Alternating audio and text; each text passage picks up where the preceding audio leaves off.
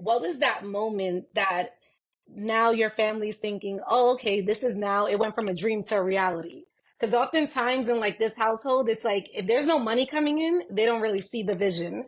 Yeah, I think, it's probably a few different moments, but definitely going on tour with Kehlani and bringing them to a show and experiencing like the whole BTS of it all has definitely been that. And I think most recently, um, having that Buchanan's mural in LA and like Yes. having, you know, I kind of surprised my parents. I was like, come see this. And then, them Yeah. seeing this like 20-foot mural of me and Daniel in our Buchanan's campaign was probably another one of those moments that they're like, okay, you're doing something over there. Something's Yeah. working. You're So onto something. Oh my gracious. Even back in high school, Jennifer inspired more than Cambia la imagen por vender bitcoins. Come on, shake your body, baby, do that conga.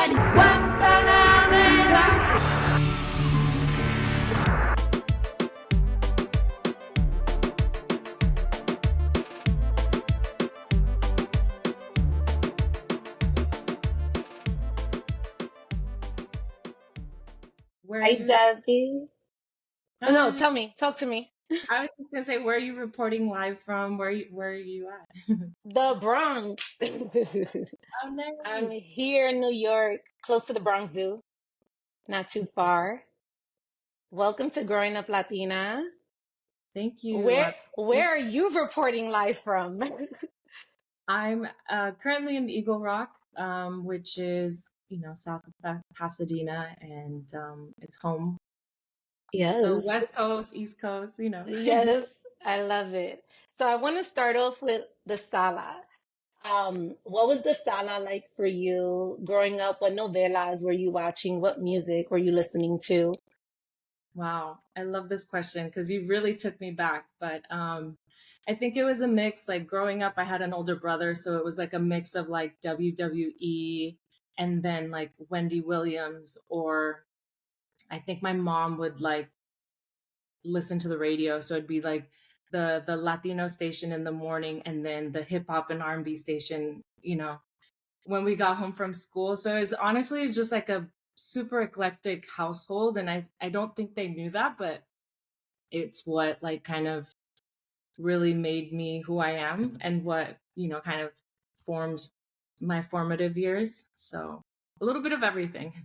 A little bit of everything. Talk to me about what Little Debbie was like. Like, what was it like for you growing up? What was the familia like? What was school like for you? Honestly, I was like quiet child growing up. I feel like between my siblings, I was probably the more like the the easygoing, the quiet one, because there's a lot of chaos around me. I think at school I was, super into sports, really into academics. So I felt like a perfectionist, I guess, just kind of having those pressures of like being a kid of an immigrant, like being the first girl, being like all these things, big sister. I felt like I kind of had to stay in like this, be the good girl, So I think that is definitely a mix of how I grew up and just like my background, and I think how it's evolved is hopefully more open and more, just communal and, kind of extroverted. But yeah, that's small town girl, but grew up in Yeah. like bigger, grew up in going to like Los Angeles and visiting family, and then in Coachella as well. We had a lot of family. So yeah, it was a very fun outdoors. Like I look back at that time and I'm just like so grateful to have had that experience. So you were born where? I was born in Torrance, so that's Okay. LA County, Mm-hmm. and then we grew up in the high desert in a very small town called Lucerne Valley, and very small population. We were one of the few Latino families there, Mm-hmm. but I think my parents always wanted to keep us kind of had this hybrid um, growing up, right? Where it's like small town, but then we'd go to the city and we'd go see our families. And like every weekend, it was kind of like a reminder of like our cultures and like just the city outside of such a small town. Right, Um, right. yeah, it's something that I appreciate growing up, like that silence, the kind of like peace of mind that you have in a small town, and just like the communal aspect of it is something that I'm like, okay, this makes sense, and this kind of like I, sparked so much of like what I do now in my future and stuff like that. I love like how connected you are to your family and like how hard you go for your sister. I think that's so amazing to like even watch. I know you work with her, right? You and her Yes, work together? yeah. So I have two, and Okay. um, I work with the youngest on two, so with our hot sauce company and then with Kids Hmm. of Immigrants. And then the older one, she works with us on the hot sauce as well. But yeah, family's everything, as I'm sure you know, and it's a big part of like our culture. So yeah, I How wouldn't have it does that any other way, work? you know. It's so funny because I come from a big family, um, but I tried working with my sisters at one point, and I find that it could get a little tricky. You know, we're kind of competitive. So I wonder for you, like you've had such a successful business relationship as well as like this family personal relationship with your family. So how does that work? How do you guys, kind of see eye to eye on things? And then if there's any disagreements, how do you guys handle that? I mean, it. Thank you. I mean, on the outside, maybe it looks like all cute, but it's definitely like a sister rivalry. It's just like that sister dynamic where, Yeah, like, even recently, we're like, I'm usually the leader, being the bigger sister, and in that role in the business, I was like, okay, I feel like we're having a big sister moment, but let's take a step back and look at this as like partners and like a team, and not like, oh, you're the big sister, you're gonna handle everything, So that's right. kind of recent, and I think just lots of communication and just like understanding um, that we're adults, we're different, we've grown up, we have different opinions, so like respecting that, and then laughing about situations. There's definitely like, you know you stole my shirt, like little things that are so just what we used to do when we were little kids, but it still happens. But yeah, like I said, I wouldn't have it any other way, and I'm really fortunate to be able to like build with my family, and not only for myself, but in hopes that like what we're building together will kind of be for the our generation, and our immediate family. So So I wanted to ask, when was the first time you seen entrepreneurship modeled in your family? Like, where have you first seen that? yeah, I think it's definitely started with my dad. I mean, he's an entrepreneur without us even knowing it at the time. He's a natural born hustler, and we do everything from like working at the swap meets to helping him fix cars, or like he would just find so many ways to like make a living and like support his family ultimately. So a lot of that was like, I think my first interaction with like, okay, you can have an idea, you can have a product and then offer it to somebody. And I think that's something that I've taken, and I learned so much about, and applied into Kids of Immigrants, and then our family hot sauce company El Cholito. So yeah, all great learnings as I reflect now as an entrepreneur. um, Hmm. yeah. What would you say is the biggest lesson you learned in entrepreneurship? um, I think it's been a mixture of different learnings, but probably to ask questions. I think maybe as entrepreneurs you feel like it's a solo trip or a solo journey, Right. but the more that I've asked questions, I think one door just opens, and it's just kind of like, oh, the answers are there, the resources are there, I just have to either ask or do some research and figure out like what is it that, what is it that I need? And surprisingly, it's always out there, but there is a lot of learning because there's no roadmap. There hasn't been a roadmap for me. And I hope, in everything that we do, we're creating these roadmaps for hopefully the next generation, or just to inspire people to maybe take that leap into, entrepreneurship or just following their passions. And you were in fashion, right? Is that how you started out? And Yes. then you made this transition. So talk to me a little bit about that. Yeah. So silly enough, it was like something I would write in my journal. Fashion is my passion. And it was like, at such a young age, I think what really kind of sparked that whole fashion is that we would have to, we didn't really have money to buy clothes growing up. So we would go to thrift stores and kind of just like that hunt to find like not only something affordable, but something fly. And so I think all of that kind of was just like, oh, wait, I can make things, or I can style myself in a way, not knowing what it was called, right? But I knew that I can like add some flavor and like identity to like what I was wearing with like little Mm-hmm. to no resources. So, fast forward, I found FITM and I was like, what? This is like a career. This is crazy. And I started a fashion club back in high school. And it was just kind of like, oh, this is a whole industry and it could be a full career. And, that took me from designing denim to, on the road and touring, which is where I met Daniel, one of the Mm-hmm. co-founders of Kids of Immigrants. And we were, styling partners, styling Kehlani, which was our main kind of our big break, or like just that person that really catapulted us. And so, yeah, it's fun. It was a beautiful way to like, um, it's a beautiful tool and a way to like help people express how they feel, how they want to look. So it was like a very fun art form for me. And I think I'm happy that I now am in a different space, or like that it's evolved, because I think I am, it just burnt out for me. But Mm-hmm.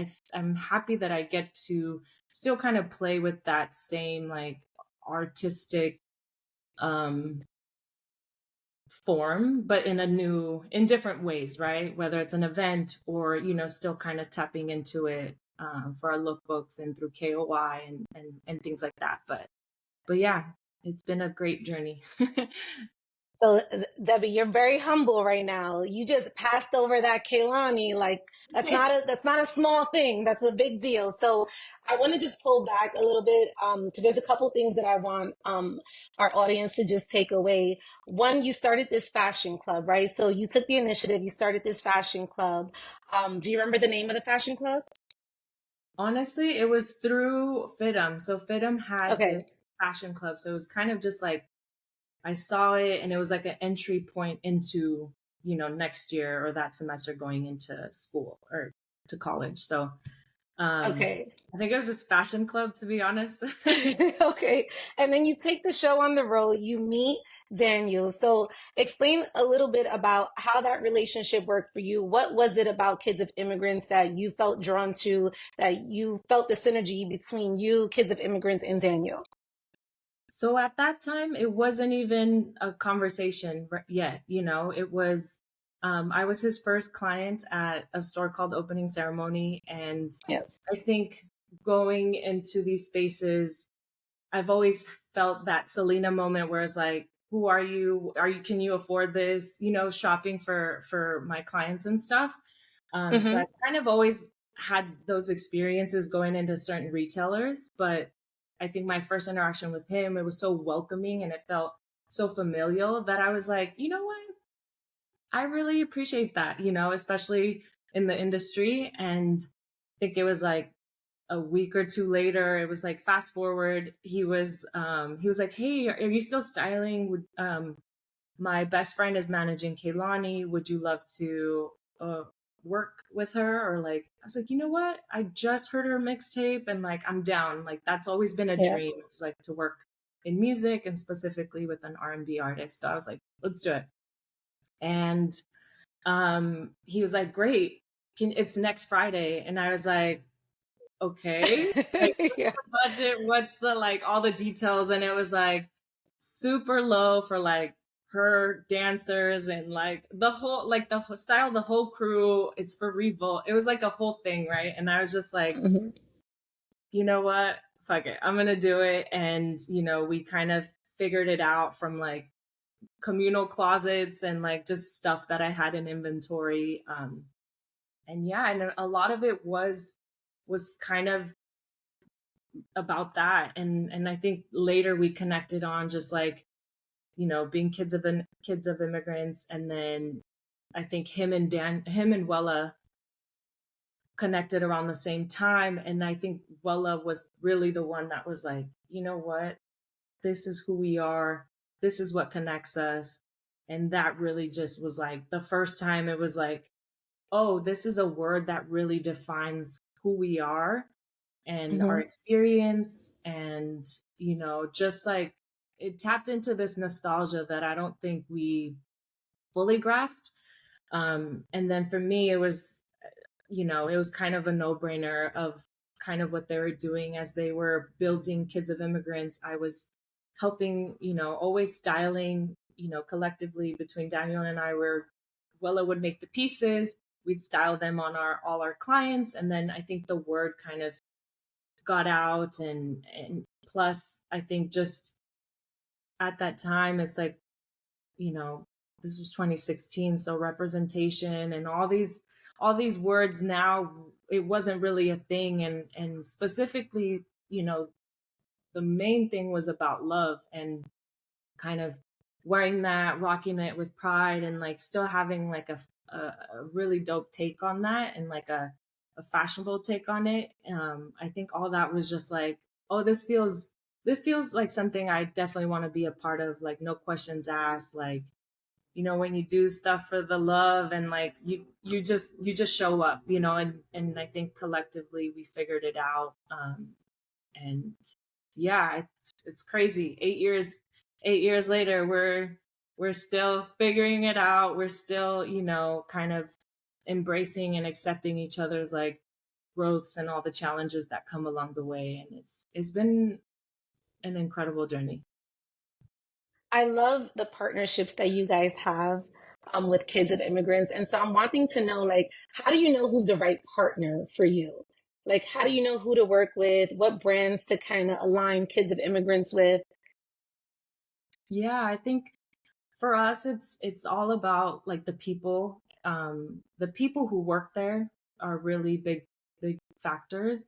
And then also like, how is this truly benefiting the brand and our community? Because I think Mhm. we are that intersection. So we really take our time, and we really nurture and make sure that that whoever we're partnering with kind of aligns in those values and stuff. Mhm. So Buchanan's being one of them that has aligned since day one. And I think even deeper, like the whole the synergies between what they celebrate, the 200 percenters. Like when they mentioned it to us in our one of our first campaigns, I was like, wow, this is truly who we are as a brand and what we're trying to represent, right? It's like that duality. We're trying to show that we're so multifaceted, and that all in all, that's like, I think we share like that celebratory aspect to being proud of who we are and where we come from. So it's been fun. I'm super grateful for all the support that they've given us, and just all our partners as well. I love that you mentioned Buchanan because they have been pushing this, and I feel like they are really aligned with the messaging of your brand. What do you think in terms of like the synergy, but more so the essence? Like, what do you think with kids of immigrants and also you, Debbie, and Buchanan Whiskey? Like, what do you think really makes this whole marriage work for you?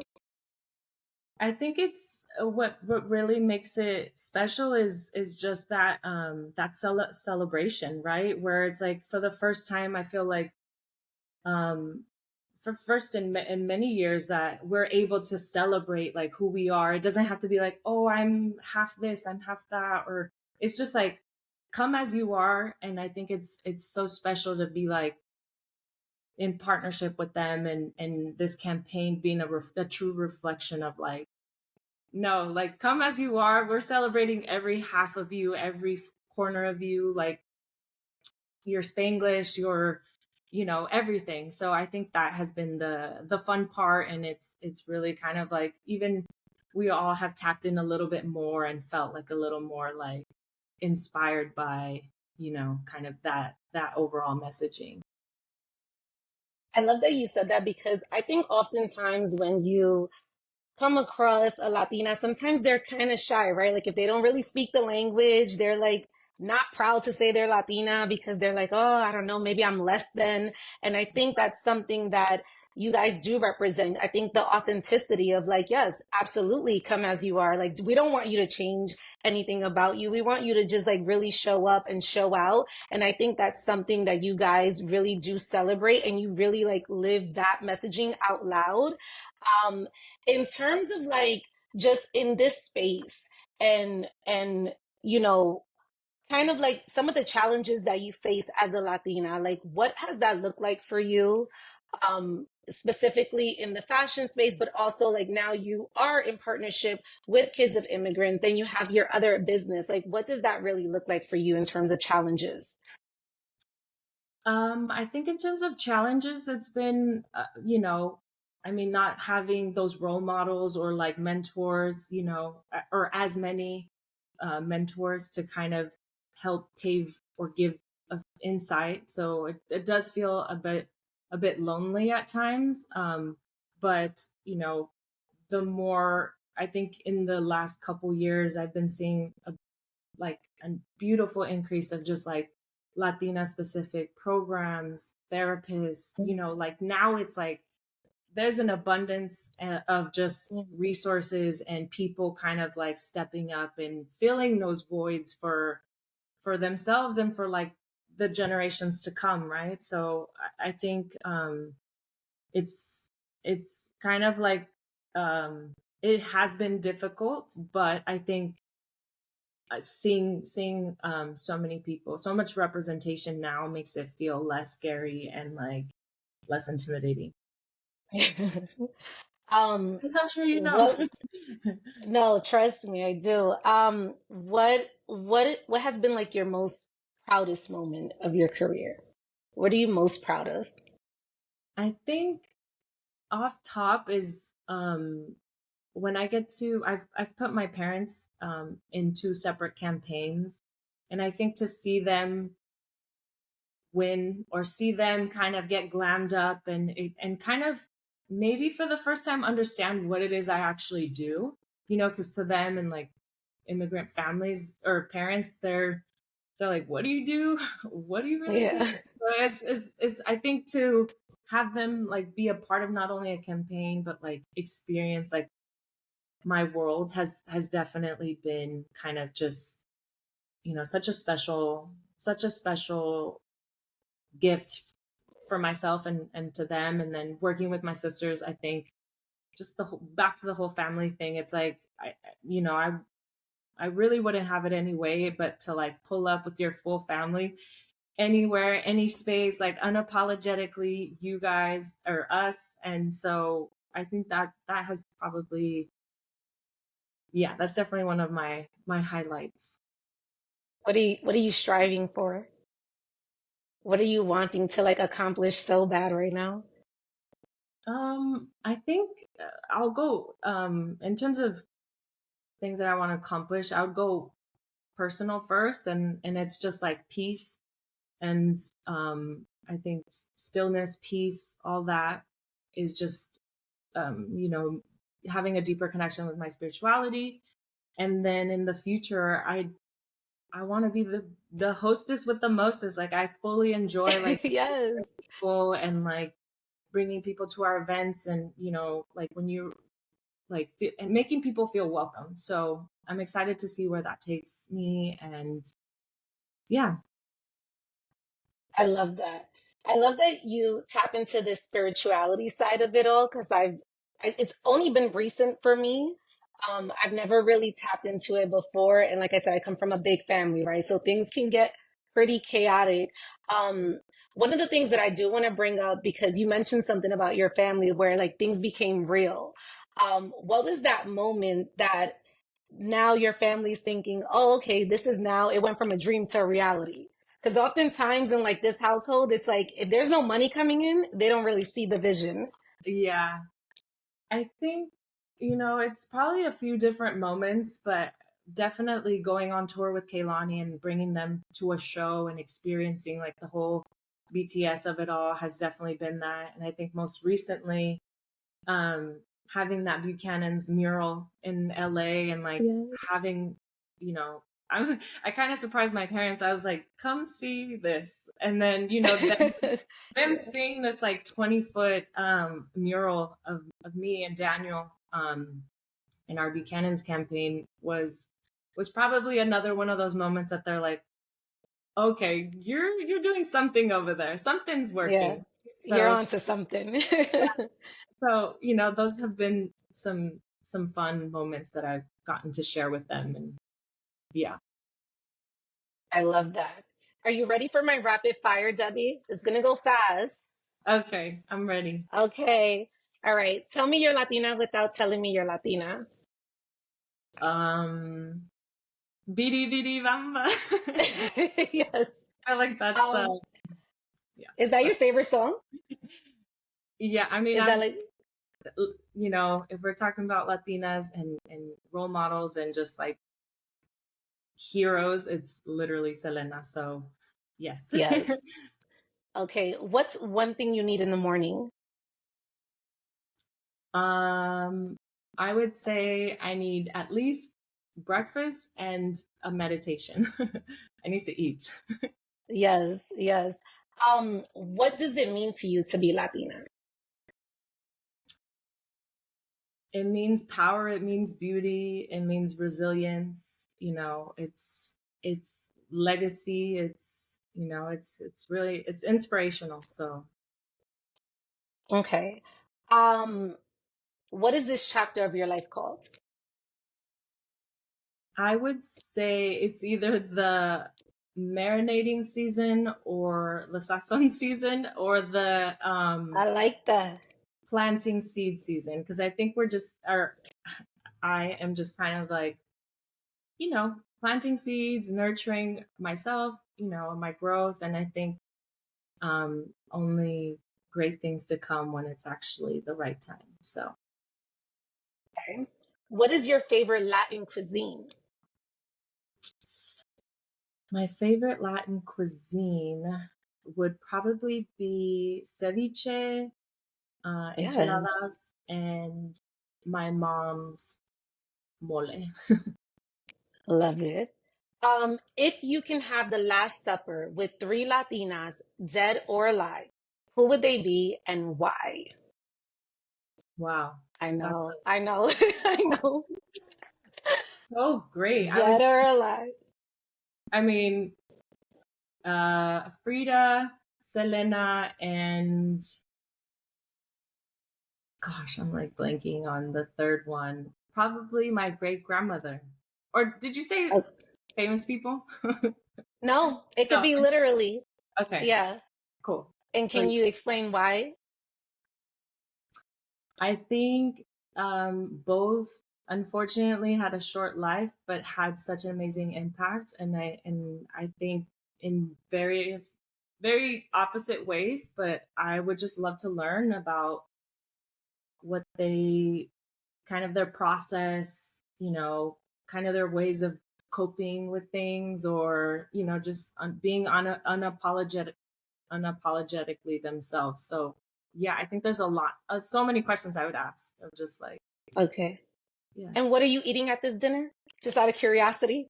Ooh, I will probably cook them something. I will host them, and I will probably make.